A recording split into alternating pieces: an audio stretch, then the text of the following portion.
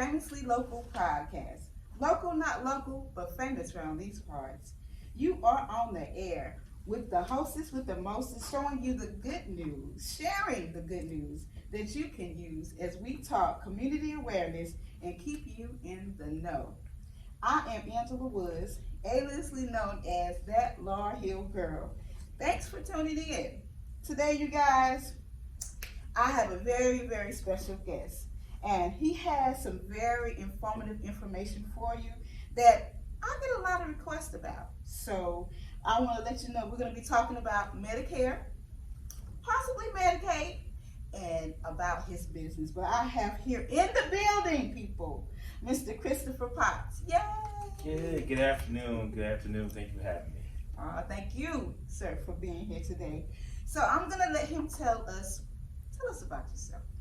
All right. So, what is and who is Christopher Potts? That could be a drawn out thing there. But born and raised in Rock Hill, South Carolina. I currently live in Fort Mill. Went to school here, went to Rock Hill High. I'm a Bearcat. Okay. Went to York Tech before I transferred. So I have roots here. My family's from here, so I have a lot of roots here. I started my insurance industry life, I should say, about almost 18 years ago. When I left corporate America, I was trying to figure out what I was going to do in my life. I was married, had 2 kids, and I was like, okay, well, what am I going to do?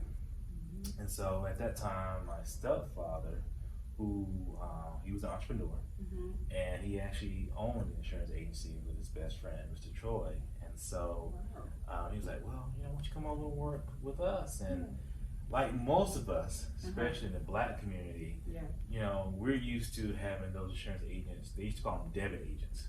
And so they would come to your door, collecting premiums. And if you were like my grandmother, she would hide sometimes, And so when he told me this, I was like, no. So, but,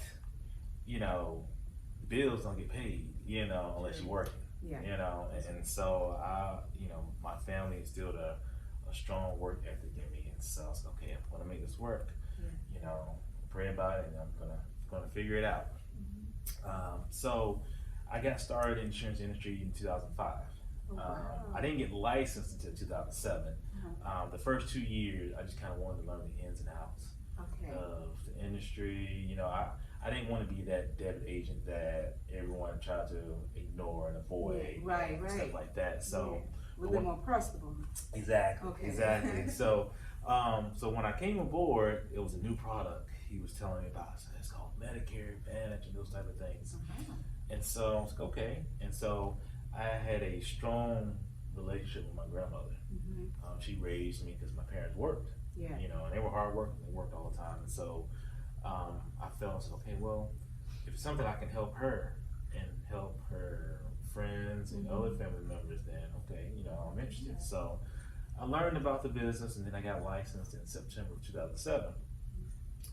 My first 3 or 4 years, I focused strictly on the senior market. So when I say senior market, those typically people age 65 and older. I wouldn't say 60, 65 and older. And so that's where I felt my comfortable space at, I felt that I could relate to them, not by age, but just by experiences, just because my grandmother raised me. And so I never looked back after that. So that's a little bit about me and how I got started in the business. That's good stuff, because my next question was, how did you get into the business? But you answered that. So what is Medicare? So Medicare is a federally funded program, okay? It's Medicare started, and I should have wrote this down in my notes, but I'm gonna say 1930s, 2030s. It was another another component of Social Security, right? And so the basis behind Medicare is when a recipient turns 65, then the government states that we're going to be responsible for all your healthcare costs. We're going to be responsible for 80% of your healthcare costs. Oh, that's good. Okay? So you, the consumer, are going to be responsible for 20% of that cost. And so we all hear about it on the news and everything. A lot of times, the big issue has been, okay, how's this being paid for? Yeah. You know, because, you know, someone my age, you know, which I'm years old, so it may not be around by the time I'm that age, right? Yeah, the way they're pushing up retirement age. Exactly. Exactly. So, so Medicare is just a component of the Social Security umbrella, if you will. Okay. It's a federally funded program by the government. It covers 80% of all your healthcare costs. Okay, so there's 3 ways you can qualify for Medicare. All right. The first way is, like I said, you turn 65. You're scary. That's my next question. Yeah, What so qualifies you? I'm making it easy for you. I'm just rolling to one thing to another. Good stuff. You turn 65 or older. And we call that in the business aging in. So you're aging into Medicare, Okay. right? You can be younger than 65. That's the other way. You can be younger than 65, and if you have some kind of disability. And so usually the rule of thumb is if you're on Social Security disability for 24 months, on your 25th month, you qualify for Medicare. So in theory, there can be someone that's in their teens, younger age than that, in their 20s, 30s. They've got some kind of health deficiency or health issue, and they're on Social Security disability. So I have a lot of clients that may be in their 20s, you know, Wow. and that's on Medicare as well.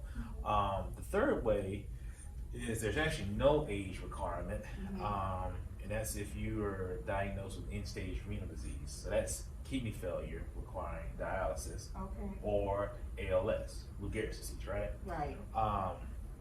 Those are typically the 3 ways that you qualify or age into Medicare. And you must be a resident of the U.S., living in the U.S. for at least 5 years. So, and that's a lot to remember sometimes. Let me tell you, I so wish I knew you maybe 7 years ago, because I was working for Shipman Family Home Care. Shout out to Shipman Family Home Care. They are Black owned and have one of the largest home care businesses in the Carolinas. And so I was in the Charlotte office, and long story short, I used to have to go out and do lunch and learns. Yeah, which ended up being fun. You know, my initial too was like, You're like nervous, right? Yeah, but when you start going out on these properties and going to the senior facilities and meeting up with the property managers and stuff, you know, you get this relationship, and then you start falling in love, oh my God, with the seniors. I had a lot of mamas out there, y'all. Let's keep it real. But I did not, I was asked a lot of the questions that you're answering now, and I didn't have a go-to person. So you guys have a go-to person. All right, we're gonna continue. I'm sorry. Yeah. I always tell people you don't know what you don't know.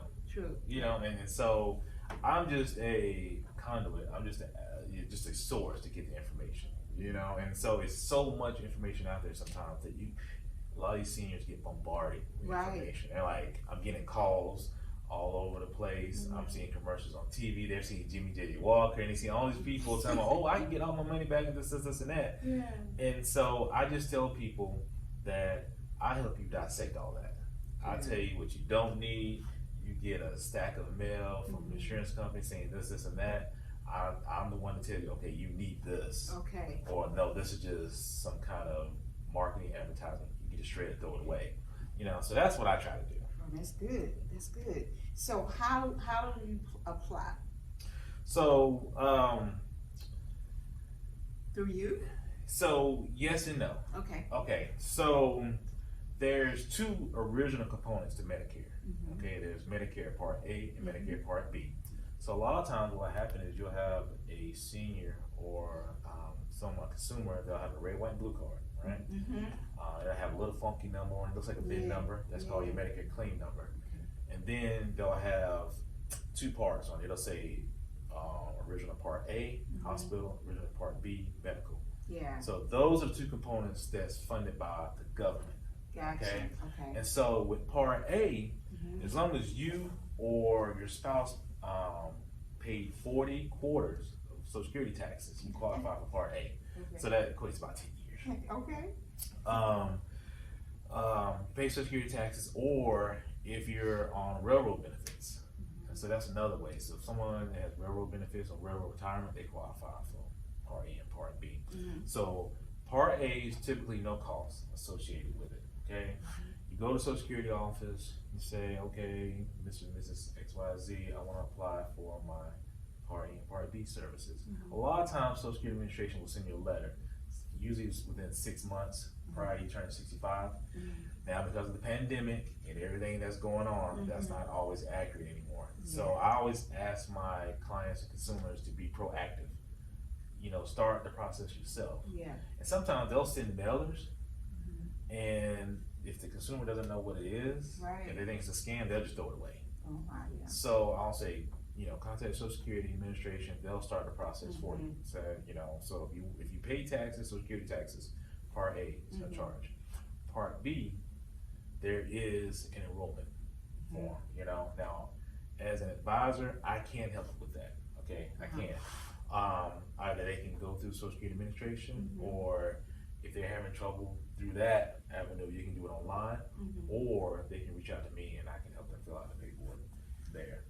So that's the easy part there. Okay, so on the medical side of it, the Part A covers patients and skilled care. Yeah, hospitalization, yes. Okay, and Part B is dealing with the doctors and outpatients. Yes, you got it. I had to do my homework because I know I was going to be talking to them. Yeah, exactly. So those are the two components that's administered by the government.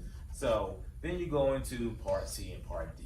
You know, Part C is also known as Medicare Advantage plans. Okay. And so a lot of people see those commercials, or they'll get those flyers, mailers, you know, direct mail pieces from like Humana, United Healthcare, right. different carriers. That's Part C. Basically, if someone goes on a Medicare Advantage plan, they're electing to have that 20% covered that the government doesn't pay. They're electing to have the insurance company help them pay that 20%. Okay, it's called supplemental insurance. Okay, so there's two types of supplemental insurance. You got a Medicare supplement, also known as a Medigap policy. It's called Medigap, Medigap. Okay. It's called Medigap because it covers that 20% gap Okay. that original Medicare, the government doesn't pay. Okay. And then you also have what's called a Medicare Advantage plan, also known as Part C. So they both do the same thing. They pay the 20% that the government doesn't pay, that you, the consumer, has to pay. Okay. They just pay differently. You know, so usually what happens when a consumer works with me, we go through and make sure they understand what Medicare is, how it works, and then we start looking at what option fits best for them. You know, and one thing I always tell my clients, I'm not one of those people that's going to be generic, say you need to go with this plan, this is the best plan for you. I'm gonna say that, you know, the same thing to 300 other people. What I'll say is Angela, this fits your lifestyle, but your lifestyle, whoever this person may be different. You know, so I have to look at each case by case because everybody's not the same. So that's like, so the state helps pay. Not state, the government. The government. Yes. Okay, there we go. Federal government. Let me be more specific. Federal government pays 80% of the cost. So is that the premium and the deductible, or? So no. Unless you're a high net worth individual, meaning you made $85,000 or more a year, there's typically no premium for Part A. Okay. You know, so there are clients that were making six figures, and so by the time that they retire, they'll get a notification saying, based off of what you paid into your taxes and your income that you made during your working years, you don't qualify for the premium free Part A.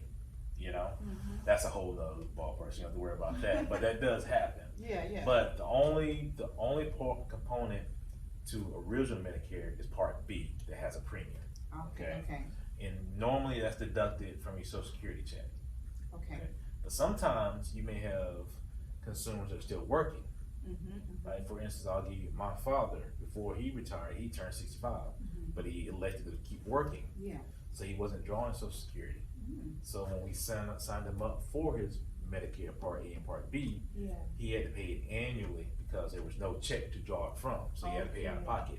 So sometimes that does happen because some people continue to work you know, beyond the That's right. retirement age of 65.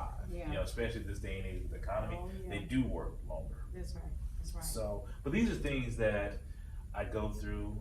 All my consultations are free, it's no cost. Y'all heard that? So yeah, Free. no cost. So now if you have banana pudding, potato salad, anything like that, That's okay. you know, collard greens, you know, so, but make sure it tastes good. Now, don't be just getting, Right. just get it, you know, so I don't want any grocery store bought nothing, so. Hint. So, okay, now, is it correct to call the Social Security Administration office? So I think there's a toll-free number, right? Yes. Is it 772-1213? I think that's the overall United States number. We'll go with, yes. We'll go with that, okay? So like they Family can, Feud, we'll say good answer, good answer, so. so they can call to verify their coverage. Yes, well, I tell people the two best ways to verify what's going on, because a lot of times there is a wait. If you call Social Security or if you call Medicare, the government line, there's typically a wait. The best thing to do, because seniors are getting more used to using electronic devices and using social media and different online platforms, to create an online account with Social Security Administration and Medicare.gov.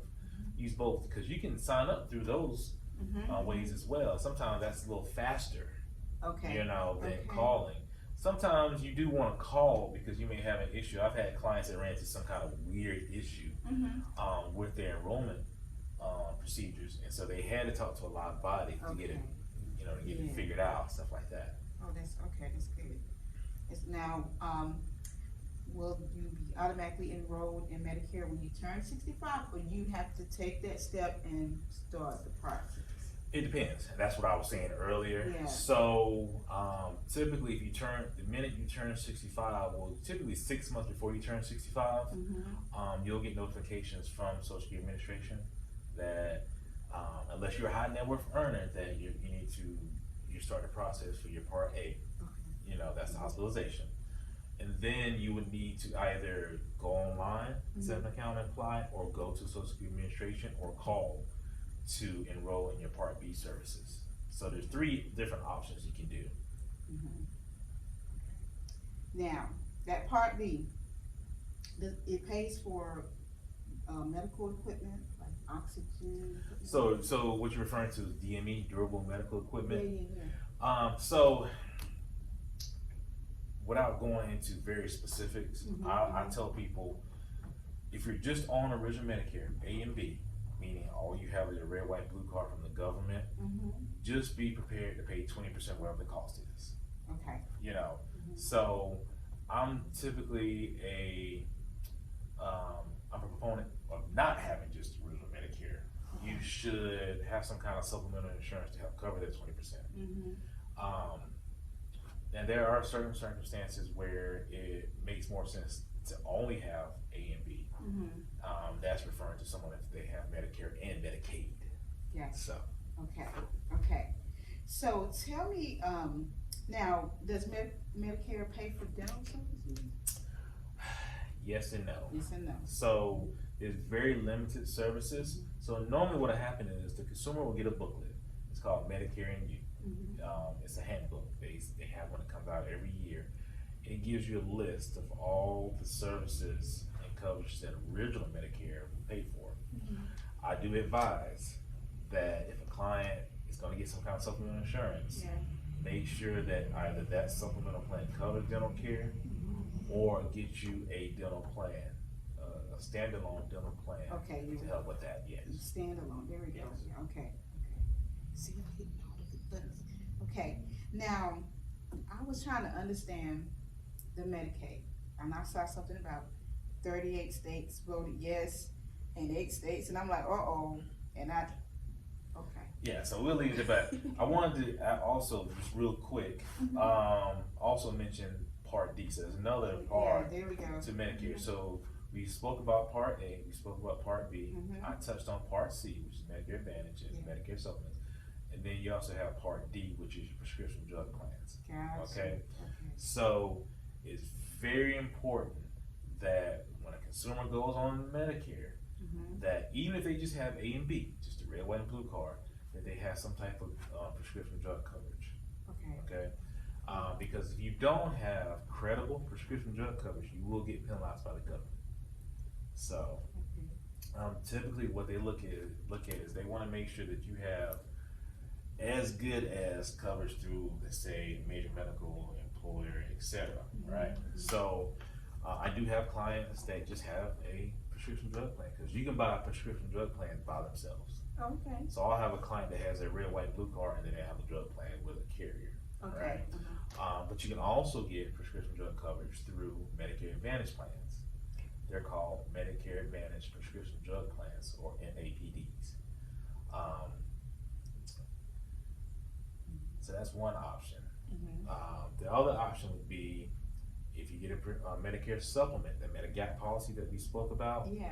You would have to get a separate prescription drug plan with that. So you have two different options to get your, well, technically 3 different options to get your prescription drug plans, but as long as you have some kind of prescription drug plan, that's all that matters. Now, some people may not get a prescription drug plan because they have credible coverage somewhere else.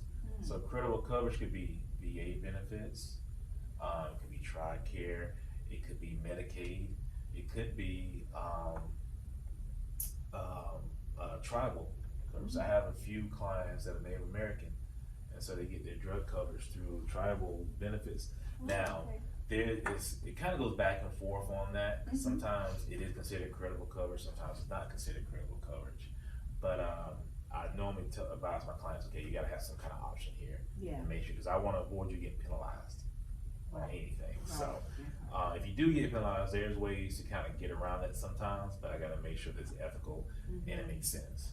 So I'm loving the fact that, you know, you're in the trenches with them. So, you know, you answer all the questions and you actually assist them. So, because my lead-up question was, do they have to speak with an insurance agent? Yes.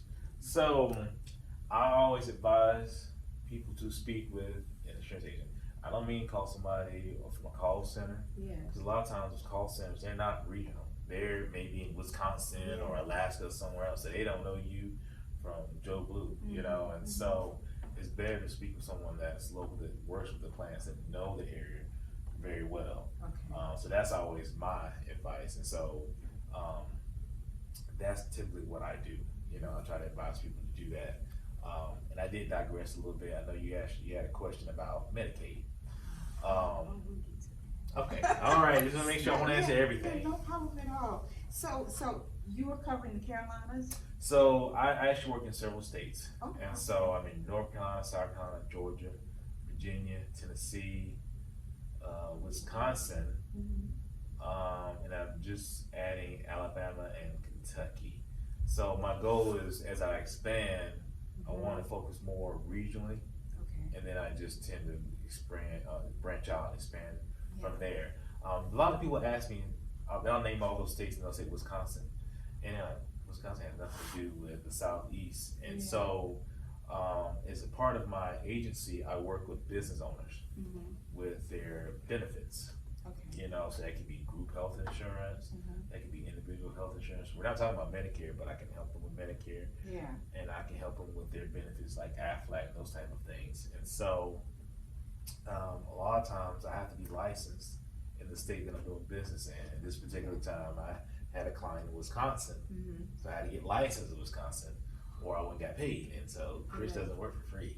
You know, that's called a hobby. I have enough hobbies in my life. Wow, So. but that, you know, that is awesome, because let me tell you, I tried to take that property and casualty to Lord, that test. I took it one time, I didn't go back. That was on me. Yeah. I regret it down through the years. Yeah, property and casualty is a different beast in regards to tests. Because on my side, I'm dealing with the physical life. You know, so everything boils down to your physical well-being on my side of the industry. On the property and casualty side of the industry, you're dealing with physical property. Okay, gotcha. You know, so it's, now you're looking at, there's a algorithm, there's a number, statistics saying that, okay, based off of X, whatever X is, this is what this is valued at, this is what this is worth. So you have to know a lot more numbers and theory of numbers, those type of things when you deal with property and casualty. on my side, you just have to understand the theory of the body and, you know, how the insurance company deems that, you know, so it is definitely different. I have no aspects and desires to be in the PNC side, you know, Me either. you know, no. Wow. Well, do you have any, so the Medicaid, that's a whole nother world. Yes, so, and it's very easy to get the two confused because the meta part of it. Right. So I always break down the difference. Medicaid is state funded, and Medicare is government. When I say government, federal funded. So with Medicaid, when I say state funded, it means every state has their own rules about who applies, who qualifies, who doesn't qualify. And so a lot of times with Medicaid, they're looking at assets. Everything's asset based, you know. And so as you were mentioning a few minutes ago, you mentioned 30 states. So to make sense what I'm about to say, let me take a step back. Okay. So in 2020, when the pandemic started, Right. there was a lot of legislation that was passed. And so what happened was, during the pandemic, a lot of states and the government itself eased the restrictions on who could qualify for Medicaid. So basically, you could have made more money than normal and still qualify for Medicaid. All right. So you had so many people on Medicaid. The last statistic that I saw, and this is a statistic from the Kaiser Family Foundation, between 2000 and 2023, there was about 91 million people that was on Medicaid. Yeah. Right. So what happened was, we meaning people in our industry and some other industries knew around last year before last, that this pandemic was going to end at some point, right? Thank God. And so, and so with that, a lot of the additional things that were available were going to end as well, right? And so what happened was they started rolling out what's called Medicaid redetermination or Medicaid unwinding. And so basically what that means is all those people that qualified here with a certain amount of money to qualify for Medicaid, they no longer going to qualify because they may make too much money, you know? And so that's why it's called redetermination. So now they redetermine whether or not you can qualify. And so this started April 1st of this year, and statistically, a lot of reports came out and said there were going to be close to 9 to 14 million people that are going to be affected by this, meaning they're going to be taken off Medicaid, right? And so then that number became between 15 to 18 million. So it's still tossed up in the air. So it's the redetermination phase is from April 1st. I'm hearing some people say 2025. Some people are saying 2026. Some people saying 2024. It just depends on who you're listening to. So I think it's gonna vary. But that became an issue because now you've got people that had a certain type of medical coverage through Medicaid, so now they have to find some type of health insurance and medical coverage. So I'm not even talking about people on Medicare. I'm just talking about people that may not qualify for Medicare. So I have clients that are getting these letters, you know, saying, hey, you no longer on Medicaid, now you have a 30 to 90 day window to enroll in a plan. So now I have to help them find a plan, usually through healthcare.gov and some other options, right? But then I also have clients that are on Medicare, and they have Medicare and Medicaid. So on that side of the industry, we call that dual eligible, meaning they have Medicare and Medicaid. And typically what happens is one picks up what the other one doesn't pick up in regards to costs. But there are also plans through carriers that are specifically for that niche group of people, you know? So they call those dual eligible plans. So a lot of those people that were on those plans are no longer qualified for those plans. And then they've got to change plans and find something different. So I don't agree with the way it's been rolled out, but I understand why they're doing it. Now, you can make it a philosophical thing, make it a political thing. I don't, but we all need help at some point. That's right. You know, with the rising costs of living and services, just everything in general, I don't think now it's time to be waiving some of this stuff. But again, that's just my own personal opinion. It's not by any means political. I'm just looking at statistics, Yeah. around the cost of everything. So with Medicaid,